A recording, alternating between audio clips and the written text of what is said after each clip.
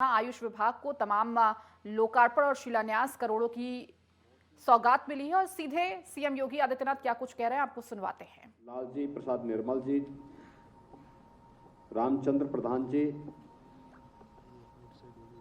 मोहसिन रजा जी और प्रमुख सचिव श्रीमती लीना जौहरी जी, विभाग के सभी अधिकारीगण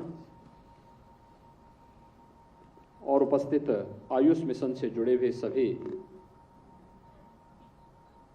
उपस्थित युवा साथियों, प्रदेश के अंदर अलग अलग स्थानों पर माननीय जनप्रतिनिधिगण, मुझे प्रसन्नता है कि आदरणीय प्रधानमंत्री जी की प्रेरणा से आयुष मिशन आज उत्तर प्रदेश राज्य में तेजी के साथ जन विश्वास का प्रतीक बनता जा रहा है। 238 करोड़ रुपए की 271 परियोजनाएं इसका एक लघु उदाहरण हम सबके सामने प्रस्तुत करता है। जिस आयुष मिशन के बारे में भारतीय मनीषा की धारणा रही हो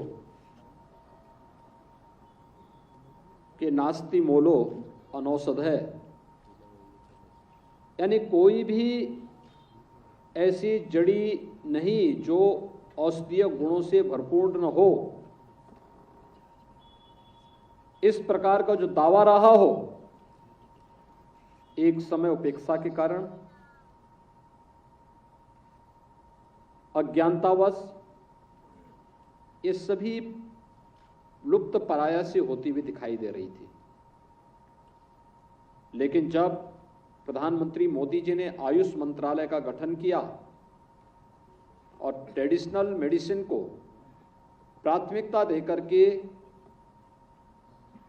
उसको प्रोत्साहित किया, तो देखते ही देखते यह न केवल देश के अंदर बल्कि दुनिया के अंदर छाता हुआ दिखाई दे रहा है। हम सब ने पिछले 4 वर्ष के अंदर इस सदी की सबसे बड़ी महामारी का सामना किया और उस दुनिया की सबसे बड़ी महामारी, सदी की सबसे बड़ी महामारी के दौरान दुनिया ने ट्रेडिशनल मेडिसिन की उपयोगिता और उसकी महत्ता को भी समझा है, जाना है। ये पिछड़ा इसलिए क्योंकि इसने अपने महत्व को स्वयं खोया है। उसके कर्णधारों ने ही उसकी उपेक्षा की। अगर उसकी उपेक्षा उसके कर्णधार नहीं करते तो इस रूप में उपेक्षित नहीं होती। लेकिन देर आए दुरुस्त आए। 2014 में प्रधानमंत्री मोदी जी ने जब इसके लिए अभियान चलाया, आज आप देखते होंगे 21 जून को दुनिया के अंदर योग के साथ पूरी दुनिया झूमती हुई दिखाई देती है। कोरोना के अंदर आयुष का काढ़ा लेते हुए पूरी दुनिया दिखाई देती है। घर घर में आज भी चल रहा है। ऐसे ही अन्य ट्रेडिशनल मेडिसिन के प्रति पूरी दुनिया आज उसके पीछे भाग रही है। आज जब हम लोग इतनी परियोजनाओं का यहां पे लोकार्पण कर रहे हैं तो स्वाभाविक रूप से ये दिखता है कि जब संभावनाएं हैं इसलिए मांग भी है। और मैं तो बार बार इस बात को कहता हूं कि उत्तर प्रदेश में हेल्थ टूरिज्म में किसी एक क्षेत्र में सर्वाधिक संभावनाएं हैं तो वह है आयुष के क्षेत्र में। योग, नेचुरोपैथी, आयुर्वेद, यूनानी, सिद्धा या होम्योपैथ, इनसे जुड़ी हुई सभी पद्धतियों को हम व्यवस्थित रूप से प्रोफेशनल तरीके से अगर लागू कर दें, कोई कारण नहीं कि लोग इसके प्रति आकर्षित न हो। हर एक व्यक्ति उसके पीछे भागेगा। सवाल यह है कि हम स्वयं उसको महत्व देना सीखें। यह न केवल हेल्थ टूरिज्म के लिए, संपूर्ण आरोग्यता के लक्ष्य को प्राप्त करने के लिए, बल्कि अधिक से अधिक मात्रा में नौकरी और रोजगार के अवसर उपलब्ध कराने में भी बड़ी भूमिका का निर्वहन कर सकता है। बड़ी भूमिका का निर्वहन इसके माध्यम से हो सकता है। अन्नदाता किसानों की आमदनी को भी कई गुना बढ़ाने में योगदान दे सकता है। हमें पहल करनी पड़ेगी, हमें लगना पड़ेगा, एक दृष्टिकोण से उभरना पड़ेगा और इसी उद्देश्य की पूर्ति के लिए विभाग ने कल एक निदेशालय के गठन की कार्रवाई को भी मूर्त रूप देना प्रारंभ किया है। अब तक अलग अलग निदेशक थे, वे निदेशक काम करेंगे, लेकिन उन सबको इंटीग्रेट करने के लिए एक डायरेक्टर जनरल भी उनके साथ समन्वय बनाने के लिए, जिससे कहीं भी फाइल किसी की अटके नहीं, भटके नहीं, बल्कि मेरिट के आधार पर समयबद्ध तरीके से उस निर्णय को हम अंजाम तक पहुंचा सकें। इस उद्देश्य से आयुष विभाग ने इस कार्रवाई को आगे बढ़ाया है। इससे पहले इस विभाग ने प्रदेश के अंदर आयुष के क्षेत्र में जो डिग्री और डिप्लोमा के पाठ्यक्रम थे, उन सबको वो अलग अलग कार्यक्रम, उनके पाठ्यक्रम अलग अलग थे, अलग अलग तरीके से चलते थे। किसी की परीक्षा हो रही है, किसी की नहीं हो रही है, किसी की डिग्री अवार्ड हो रही है, किसी की नहीं हो रही है। एक आयुष विश्वविद्यालय बनाया। आज आयुष विश्वविद्यालय यूपी के अंदर कार्य कर रहा है। कल निदेशालय का गठन हो चुका है। आयुष मंदिर हर एक जनपद में भारी पैमाने पे कार्य करते हुए दिखाई दे रहे हैं और इस फील्ड में जो अनंत संभावनाएं, उन संभावनाओं को आगे बढ़ाने का जो कार्य प्रधानमंत्री मोदी जी के नेतृत्व में, मार्गदर्शन में आगे बढ़ रहा है, वह आज मूर्त रूप लेता हुआ दिखाई दे रहा है, लोगों के विश्वास का प्रतीक बनता जा रहा है। सचमुच यही प्रधानमंत्री जी की मंशा है कि हम लोग आम जनमानस के विश्वास के प्रतीक बनकर के ट्रेडिशनल मेडिसिन के माध्यम से संपूर्ण आरोग्यता के लक्ष्य को प्राप्त कर सके। और यह हर व्यक्ति का अधिकार होना चाहिए, हर व्यक्ति का अधिकार होना चाहिए।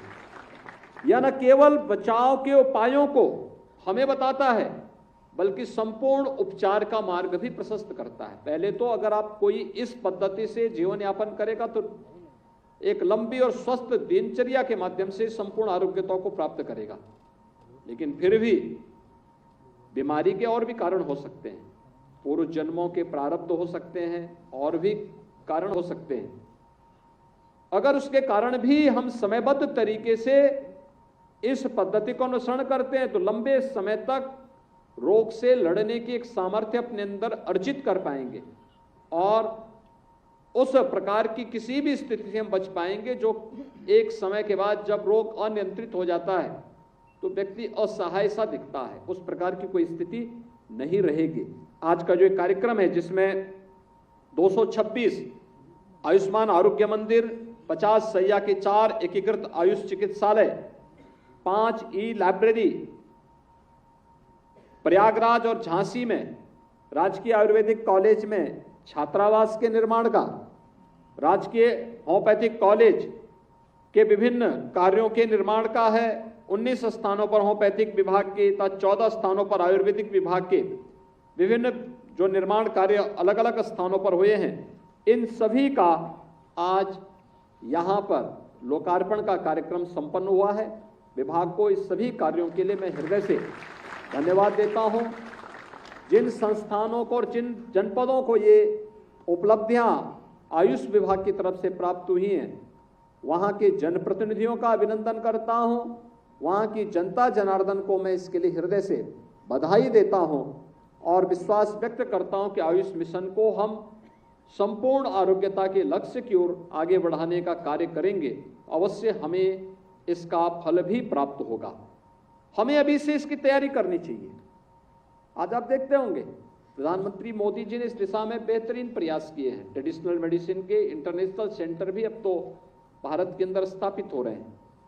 पिछले दिनों जामनगर में आपने देखा होगा कितना बेहतरीन केंद्र वहां पर स्थापित करने का कार्य किया, पूरी दुनिया वहां पर आई थी। इस पर आज चर्चाएं चल रही हैं।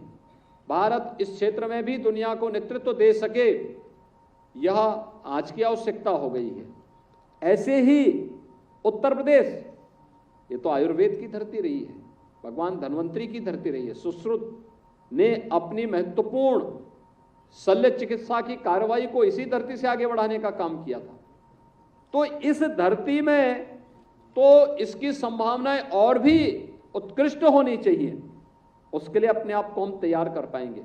और मेरा यह मानना है कि अन्नदाता किसानों की आमदनी को कई गुना बढ़ाने में आयुष की ये पद्धति बहुत उपयोगी सिद्ध हो सकती है, बशर्ते उसका हम स्वयं भी अध्ययन करें और उसके बारे में अगर लोगों को जागरूक करके उस दिशा में उन्हें प्रोत्साहित कर सकेंगे तो इसके परिणाम बहुत बेहतरीन तरीके से हम सबके सामने आ सकते हैं।